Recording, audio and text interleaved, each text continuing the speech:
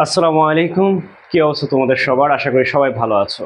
তোমরা যারা এইচএসসি পরীক্ষা দিচ্ছ, সামনে তোমাদের ইংলিশ সেকেন্ড পেপার পরীক্ষা, সেই জন্যই তোমাদের জন্য আজকের এই রাইট ফর্ম ভার্বের যে ক্লাসটা, এটা ছোটখাটো একটা 5-10 মিনিট একটা ক্লাস হবে। তোমরা এই রাইট ফর্ম ভার্বটা, এই 6টা রুলস এখানে লিখেছি, এই 6টা রুলস যদি ভালো করে শেষ করতে পারো, আশা করি তোমরা ম্যাক্সিমাম কমন পাবে ইনশাল্লাহ। আর যারা টেন্সে খুব ভালো পারদর্শী, তাদের কাছে তো এই টপিকটা খুব বেশি কঠিন না, এবং তারা এগুলা সলভ করতেই পারবা ইনশাল্লাহ, আশা করা যায়। চলো আমরা এখন রাইট ফর্ম ভার্বের এই 6টা রুলস নিয়ে কথা বলি, যে 6টা রুলসে তোমরা ম্যাক্সিমাম হয়তো বা কমন পাবা। দেখো, যদি বাক্যের শুরুতে কোনো গ্যাপ থাকে, বাক্যের শুরুতে তুমি একটা গ্যাপ পাইছো, তখন এই গ্যাপের যে ভার্বটা থাকবে ব্র্যাকেটে, সেটার সাথে কি ভার্বের সাথে আইএনজিটা যোগ করে দিবে। অর্থাৎ বাক্যের শুরুতে যদি কোনো গ্যাপ থাকে, তখন কি হবে, ভার্বের সাথে আইএনজি। এই যে দেখো, এখানে একটা গ্যাপ আছে বাক্যের শুরুতে, এই গ্যাপ থাকার পর এখানে যে ভার্বটা আছে ওয়াক, এটার সাথে জাস্ট আইএনজি যোগ করে দিবা। তাহলে দেখো জিনিসটা কি দাঁড়ায়, dash is a good exercise. তাহলে এখানে এই যে ওয়াক ব্র্যাকেটের, এই ওয়াকের সাথে আইএনজি যোগ করে দিবা। তাহলে কি হবে, এখানে অ্যান্সার হবে walking. Walking is a good exercise.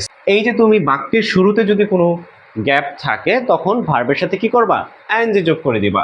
এতটুকুই তোমার কাজ। নেক্সট রুলসে আসো।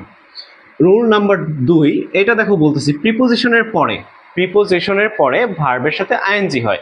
তার মানে কি, দেখো একটা example, she went to Dhaka for dash a job. তাহলে she went to Dhaka for, ব্র্যাকেটে কি আছে, সার্চ।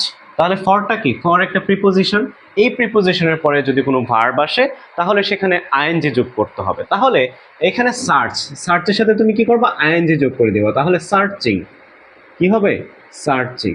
তাহলে মনে রাখবা, কোনো প্রিপোজিশনের পরে যদি ভার্ব আসে, তখন ভার্বের সাথে আইএনজি যোগ করতে হয়। তাহলে এখানে she went to Dhaka for searching a job, for searching a job. আশা করি এই রুলসটাও তোমরা বুঝতে পারছো। দেখো রুল নাম্বার 3, সিম্পল সেন্টেন্সে একটি ভার্ব থাকা সত্ত্বেও আরেকটি যদি গ্যাপ থাকে, তার মানে কি, ধরো একটা সেন্টেন্স, সেখানে তোমার একটা ভার্ব দেওয়া আছে, তারপরও আরেকটা গ্যাপ দেওয়া আছে। রাইট ফর্ম ভার্ব কি, তো ওই গ্যাপেও তো তোমার একটা ভার্ব দেওয়া থাকবে। তো এরকম সেন্টেন্স যদি তুমি পাও, তাহলে তুমি কি করবা, তাহলেও এই পরবর্তী যে গ্যাপটা আছে, সেটার যে ভার্বটা, সেটার সাথে কি করবা, আইএনজি যোগ করে দিবা। দেখো এক্সাম্পল দিলাম, people dash in the village work hard. তাহলে এই যে ওয়ার্ক, এটা একটা ভার্ব, তাই না? ওয়ার্কটা কি একটা ভার্ব। একটা সেন্টেন্সে এখানে একটা ভার্ব আছে, আর এই যে এখানে গ্যাপ আছে, এখানেও কি একটা ভার্ব আছে। তাহলে তোমার এই ক্ষেত্রে যে ভার্বটা তো আছে, সেটা তো থাকবেই, আর যেই ভার্বটা তোমার দিয়ে দিছে, সেটার সাথে কি করতে হবে, আইএনজি যোগ করতে হবে। তাহলে people living, living in the village work hard. তাহলে এরকম সেন্টেন্স যদি তুমি পাও, তাহলে কি করবা, এই টেকনিকটা ফলো করবা, যে একটা ভার্ব আছে, তোমার আরেকটা ভার্বও দেওয়া আছে, তার মানে ওই ভার্বটার সাথে কি হবে, আইএনজি যোগ করে দিবা। আশা করি এটাও বুঝতে পারছো। Rule number 4, look forward to mind help with a view to while now at this moment gradually day by day. এখানে কয়েকটা পার্টের জিনিসগুলো বুঝতে হবে। দেখো, যে এখানে লুক ফরওয়ার্ড, তারপর হচ্ছে look forward to mind help with a view two, এগুলো যদি ব্যবহার হয় কোনো সেন্টেন্সে, তখন তুমি কি করবা, যে ভার্বটা থাকবে সেটার সাথে কি করবা, আইএনজি যোগ করে দিবা। তাহলে এখানে দেখো একটা example, I saw a bear while dash, ব্র্যাকেটে আছে ওয়াক থ্রু দ্য ফরেস্ট। তাহলে এই যে হোয়াইল, এই হোয়াইল যদি থাকে, এই যে হোয়াইল, এটার ক্ষেত্রে কি করবা, ভার্বের সাথে আইএনজি যোগ করে দিবে। তাহলে এই যে ওয়াক, এটা কি হবে, ওয়াকিং। তাহলে I saw a bear while walking, walking through the forest. এখন কথা হচ্ছে, যদি এই হোয়াইলের পর একটা সাবজেক্ট আসে, দেখো এখানে লিখে রাখছি, তোমরা এগুলো নোট করে ফেলবা, এগুলো নোট করে ফেলবা, এবং 2-3 বার এগুলো প্র্যাকটিস করবা, বিভিন্ন এক্সাম্পল নিজেরা ক্রিয়েট করে। দেখো এখানে সাবজেক্ট যদি থাকে, তাহলে পাস্ট কন্টিনিউয়াস হয়।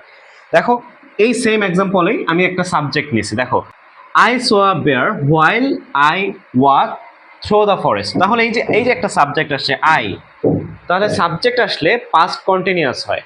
তাহলে এখানে আই, তারপরে বি ভার্বটা কি আসবে, ওয়াজ আসবে। তাহলে ওয়াজ, আই ওয়াজ, এই যে ওয়াক, ভার্বের সাথে কি যুক্ত হবে, আইএনজি যোগ হবে, যেহেতু পাস্ট কন্টিনিউয়াস হবে। তাহলে আই ওয়াজ ওয়াকিং।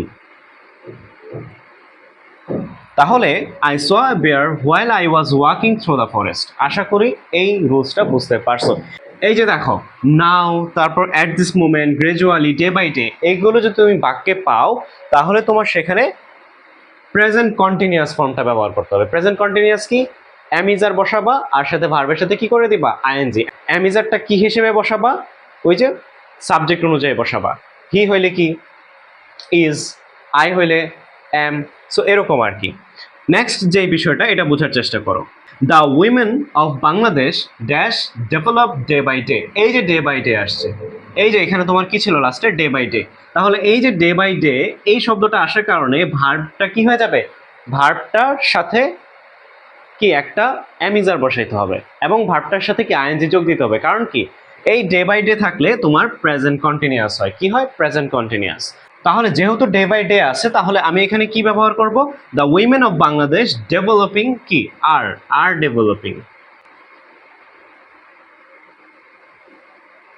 তাহলে এই যে ডে বাই ডে, তারপর হচ্ছে কি গ্রাজুয়ালি, অ্যাট দিস মোমেন্ট, এগুলো ব্যবহার করলে তোমার ভার্বটা কি ফর্মে বসবে? ওই ভার্বটা তোমার প্রেজেন্ট কন্টিনিউয়াস ফর্মে বসে যাবে। আশা করি এতটুকু তোমরা বুঝতে পারছো। নেক্সট যে রুল দেখো, get, got, to be, having, have, has, had, be, being, এগুলো থাকলে অলওয়েজ এগুলোর পর কি হবে? ভার্ব 3 হবে। এগুলোর পরে কি হবে? ভার্ব 3 হবে। ভার্ব 3।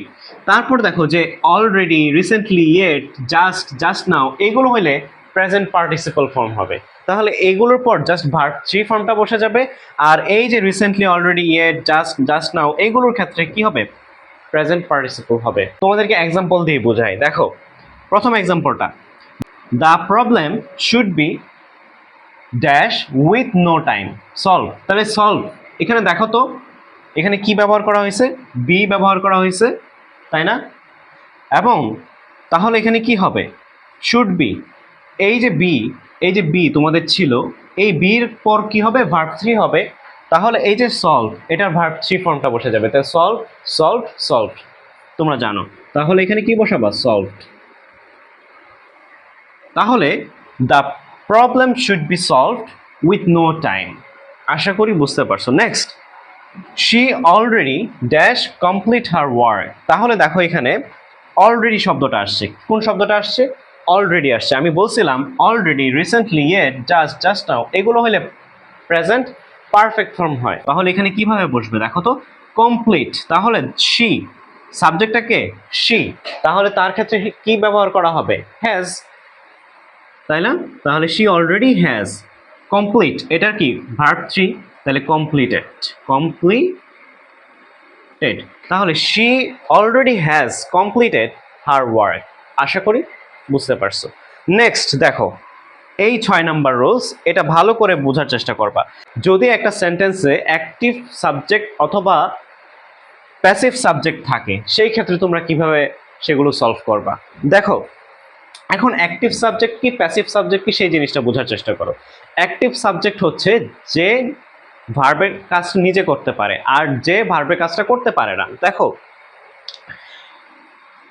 এই যে he dash work all day long, মানে কি? মানে হচ্ছে সে কাজ করে অল ডে লং, সারাদিন ব্যাপী। তাহলে এই যে সে কি কাজ করতে পারে? অবশ্যই পারে। তার মানে কি? এটা একটা অ্যাক্টিভ সাবজেক্ট। এটা কি সাবজেক্ট? এটা একটা অ্যাক্টিভ সাবজেক্ট। এটার ক্ষেত্রে কি করবা? আর আরেকটা দেখো, the Taj Mahal dash built many years এগো, অর্থাৎ অনেক বছর আগে তাজমহল তৈরি হয়েছিল। আচ্ছা তাজমহল সে কি তৈরি হইতে পারে নিজে নিজে? পারে না। সো এটা কি? এটা হচ্ছে প্যাসিভ সাবজেক্ট। তাহলে অ্যাক্টিভ সাবজেক্ট আর প্যাসিভ সাবজেক্ট জিনিসটা বুঝতে পারছো। তাহলে এই যে অ্যাক্টিভ সাবজেক্ট থাকলে তোমরা কি ব্যবহার করবা? অ্যাক্টিভ সাবজেক্ট থাকলে শুধুমাত্র ভার্ব 1টা ইউজ করবা। তাহলে এখানে ওয়ার্ক আছে, she dash work all day long, তাহলে ওয়ার্কটা কি হিসেবে বসে যাবে? ওয়ার্কটা ওয়ার্ক হিসেবেই বসে যাবে, ভার্ব 1 ফর্মেই বসবে। বাট তোমার সাবজেক্ট কি আছে? হি আছে, তাহলে ওয়ার্কের সাথে এস যুক্ত হবে। তাহলে কি? Works, he works, he works all day long. আশা করি বুঝতে পারছো। নেক্সট দেখো, the Taj Mahal dash built many years ago. যদি এই যে প্যাসিভ সাবজেক্ট থাকে তখন তোমার ব্যবহার করতে হয় কি? তাহলে দেখো এই যে দ্য তাজমহল, এটার ক্ষেত্রে তোমরা আনবা কি? এটার ক্ষেত্রে একটা হয় ভার্ব 1 ফর্মটা বসবে, নাহলে ভার্ব 2 বসবে। তাহলে the Taj Mahal dash build many years এগো, এখানে তোমরা কি বসাবা? যেহেতু তাজমহল নিজে নিজে হইতে পারে না, তাহলে এখানে একটা কি বি ভার্ব আনবা, ওয়াজ, আর কি ভার্ব টু ফর্ম, এই যে বলছিলাম ভার্ব টু ফর্ম। তাহলে এখানে কি বিল্ডের ভার্ব টু ফর্ম কি বিল্ড, বিল্ড। তাহলে the Taj Mahal was build many years এগো। নেক্সট দেখো, এরপর এখন কথা হলো যে ধরো তোমার মডাল ভার্ব থাকলো, আরেকটা লাস্ট যে এক্সাম্পল সেটার ক্ষেত্রে ধরো মডাল ভার্ব থাকলো, তাহলে মডাল ভার্ব থাকলে তুমি কি করবা? মডাল ভার্ব কিরকম দেখো, মোর ট্রিজ শুড, এই যে শুড একটা মডাল ভার্ব আসছে, ক্যান কুড শেল শুড, এগুলো কি মডাল ভার্ব না? তাহলে এই যে মোর ট্রিজ শুড, এটা শুড, এটা কি একটা মডাল ভার্ব? তাহলে এরপর এই যে একটা ভার্ব আসছে প্ল্যান্ট, তাহলে এখানে এটা কি ফর্মে বসাবা? অবশ্যই মনে রাখবা এইটা ভার্ব থ্রি ফর্মে বসাবা, তবে তার আগে একটা বি নিয়ে আসবা, শুড বি প্ল্যান্টেড।